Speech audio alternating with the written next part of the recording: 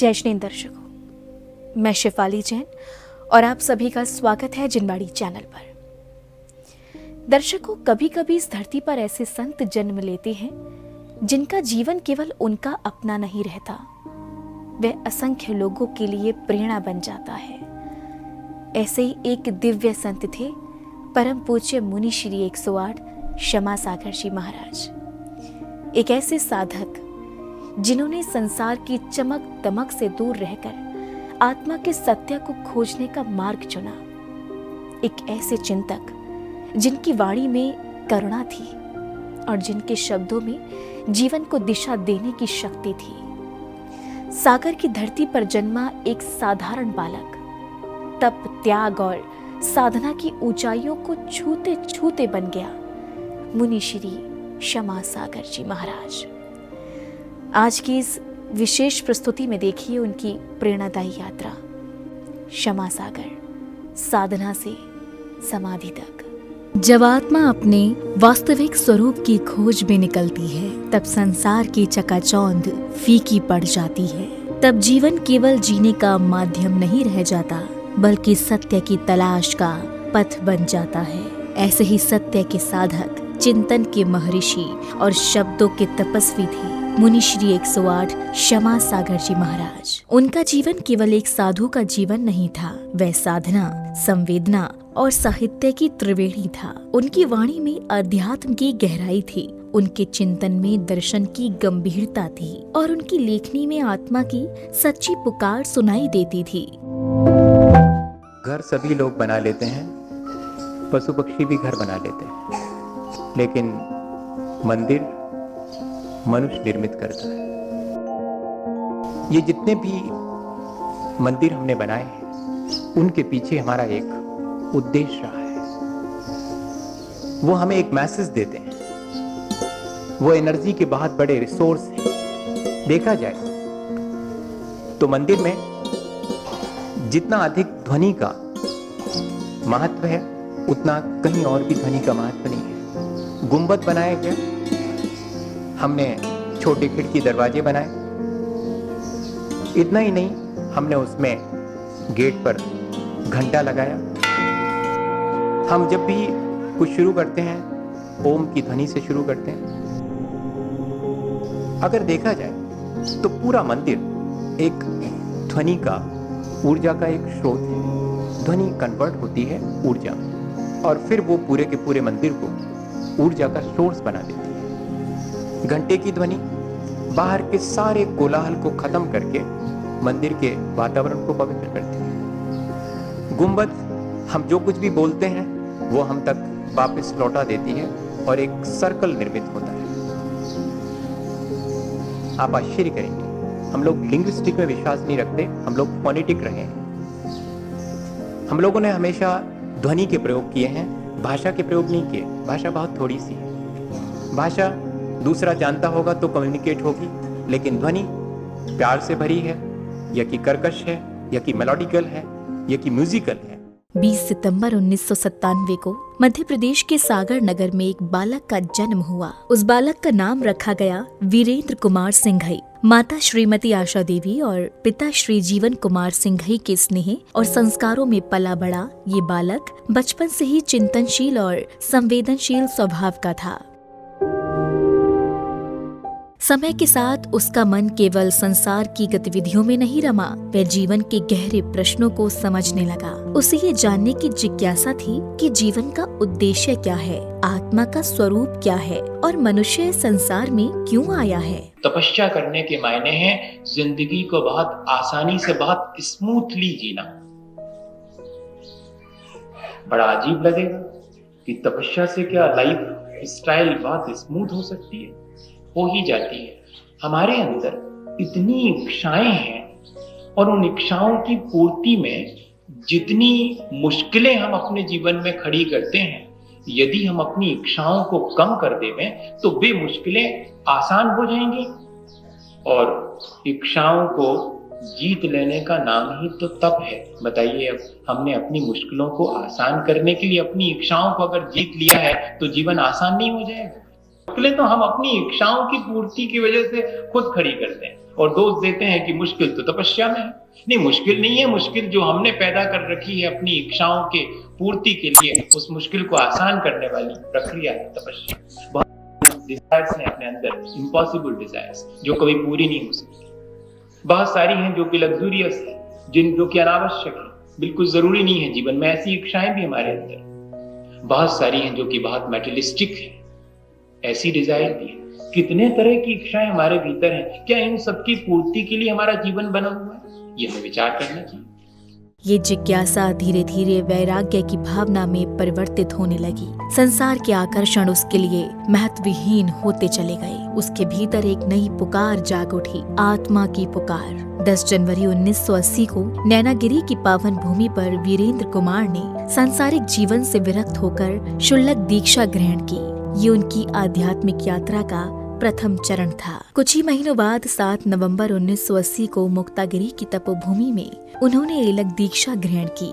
ये साधना की ओर एक महत्वपूर्ण कदम था। और फिर आया वह क्षण जो किसी भी साधक के जीवन का सबसे पवित्र क्षण होता है। 20 अगस्त 1982 को नैनागिरी की पावन भूमि पर संत शिरोमणि आचार्य श्री 108 विद्यासागर जी महाराज के कर कमलों से उन्हें मुनि दीक्षा प्राप्त हुई। ये केवल दीक्षा नहीं थी, यह आत्मा का परमात्मा की ओर बढ़ता हुआ एक दिव्य कदम था। उस क्षण मानो एक साधक ने अपने भीतर के प्रकाश को पहचान लिया था। संसार की सीमाएं समाप्त हो गई थी और आत्मा का मार्ग अनंत की ओर खुल गया था। दीक्षा के बाद मुनि श्री क्षमा सागर जी महाराज का जीवन कठोर साधना, गहन अध्ययन और सतत चिंतन का पर्याय बन गया। लेकिन उनकी विशेषता केवल साधना तक सीमित नहीं थी, वे एक असाधारण लेखक, चिंतक और दार्शनिक भी थे।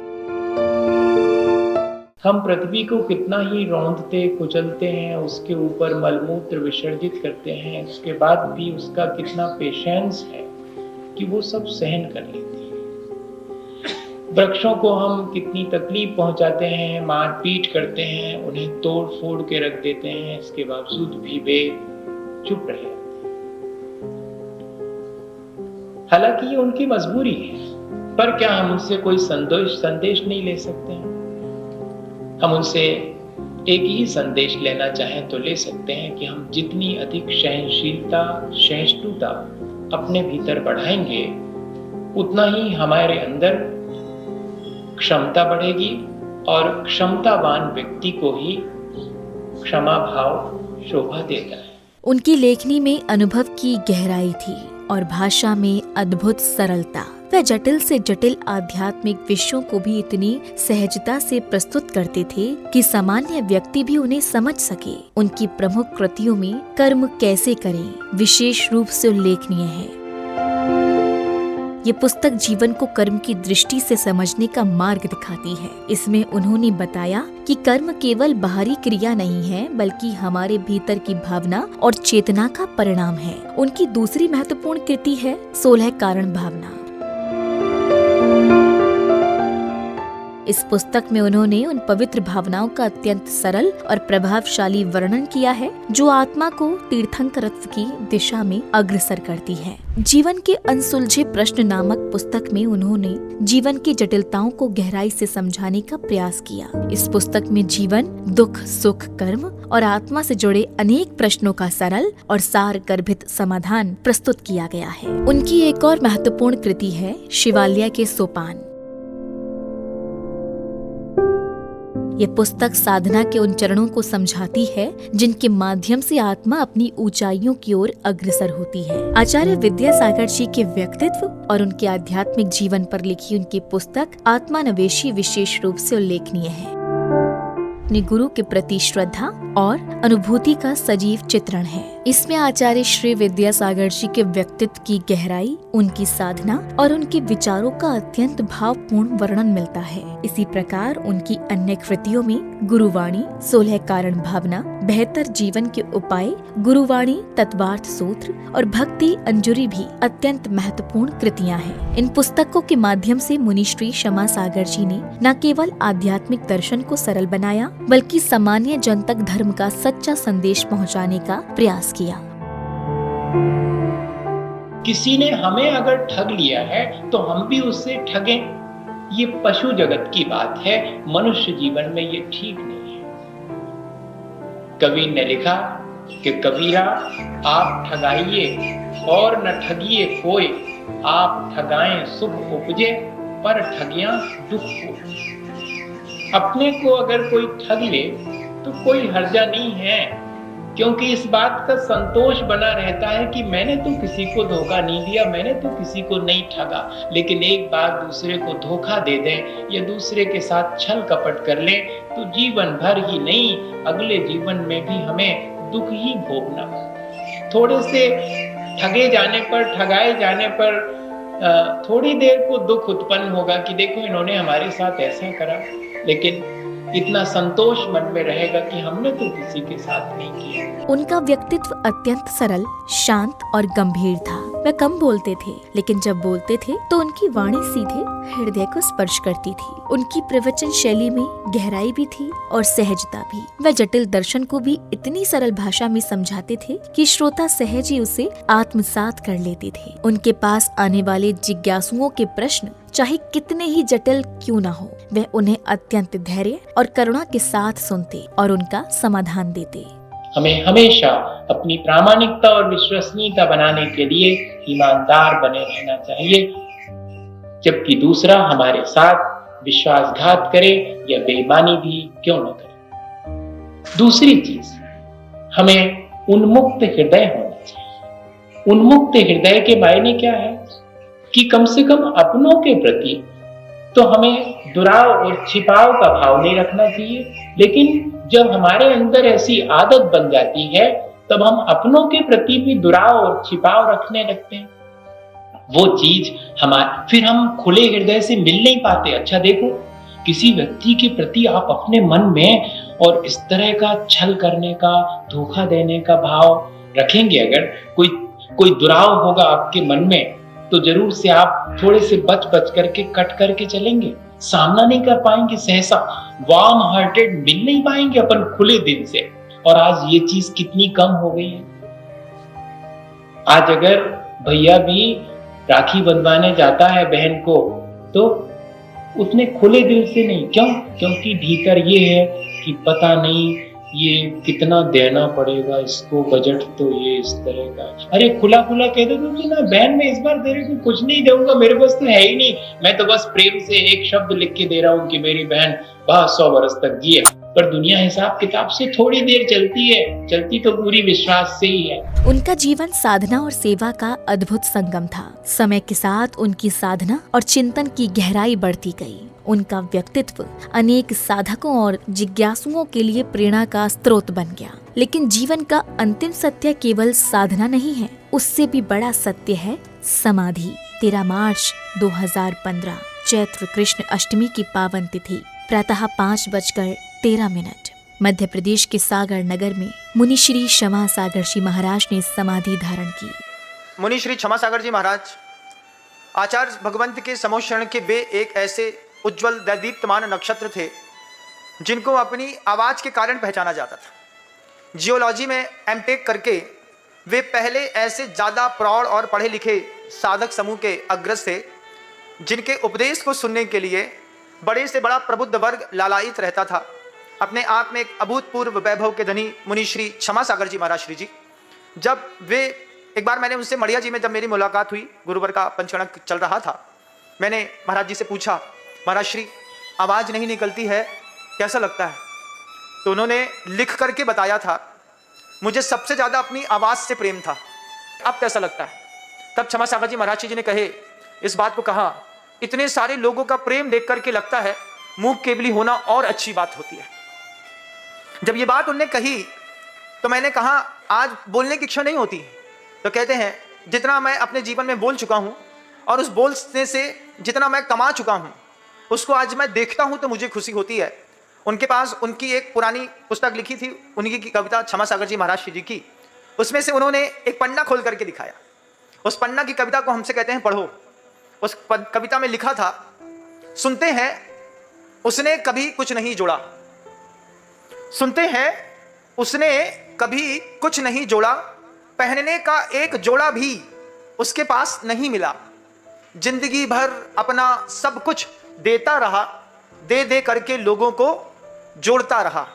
ये कविता उन्होंने मुझे दिखाई और फिर कहा बस यही मेरा जीवन है कि मैंने अपने कर्तव्य के काल में जो कमा लिया है, उस नाम के कारण जब लोग मेरे पास आते हैं, जब मुझसे बोलते हैं कि मैंने आपको वहाँ देखा था, मैंने आपका प्रवचन वहाँ सुना था, और उसी में मैं सुन के गदगद होता हूँ। होता है, एक समय आता है जब आदमी अपने अतीत के साथ जीना पसंद करता है।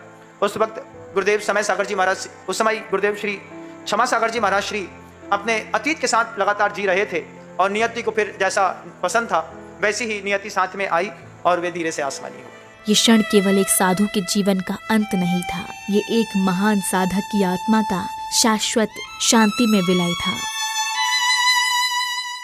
दीक्षा आत्मा के जागरण का उत्सव है, लेकिन समाधि उससे भी बड़ा उत्सव है, क्योंकि समाधि में आत्मा पूर्ण शांति और पूर्ण प्रकाश को प्राप्त करती है। मुनि श्री क्षमा सागर जी का जीवन हमें ये सिखाता है कि सच्चा वैराग्य संसार से भागना नहीं है, बल्कि आत्मा को पहचानना है। उनकी साधना, उनका साहित्य और उनकी समाधि तीनों मिलकर एक ऐसी प्रेरणा बन जाती हैं जो हमें अपने भीतर झांकने का साहस देती है। आज भले ही उनका भौतिक शरीर हमारे बीच नहीं है, लेकिन उनकी वाणी, उनकी पुस्तकों और उनके विचारों में उनका प्रकाश आज भी जीवित है, और यही एक सच्चे साधक की सबसे बड़ी पहचान होती है। वे स्वयं से आगे बढ़कर युगों तक लोगों के जीवन को आलोकित करता रहता है। मुनि श्री क्षमा सागर जी महाराज का जीवन इसी अमर प्रेरणा का प्रतीक है। संतों का जीवन समय की सीमाओं में नहीं बंधता। उनका शरीर भले ही एक दिन इस संसार से विदा हो जाए, लेकिन उनकी साधना, उनके विचार और उनका संदेश युगों तक लोगों के जीवन को प्रकाश देते रहते हैं। परम पूज्य मुनि श्री 108 क्षमा सागर जी महाराज भी ऐसे ही एक संत थे। उन्होंने अपने जीवन से ये सिखाया कि सच्चा वैराग्य संसार से दूर जाने में नहीं, बल्कि अपनी आत्मा को पहचानने में है। आज वे हमारे बीच नहीं है, लेकिन उनकी साधना और उनका साहित्य आज भी असंख्य लोगों को प्रेरणा दे रहा है। इसी श्रद्धा के साथ हम नमन करते हैं परम पूज्य मुनि श्री 108 क्षमा सागर जी महाराज को। हमें दीजिए अनुमति, आप देखते रहिए जिनवाड़ी चैनल। जय श्री।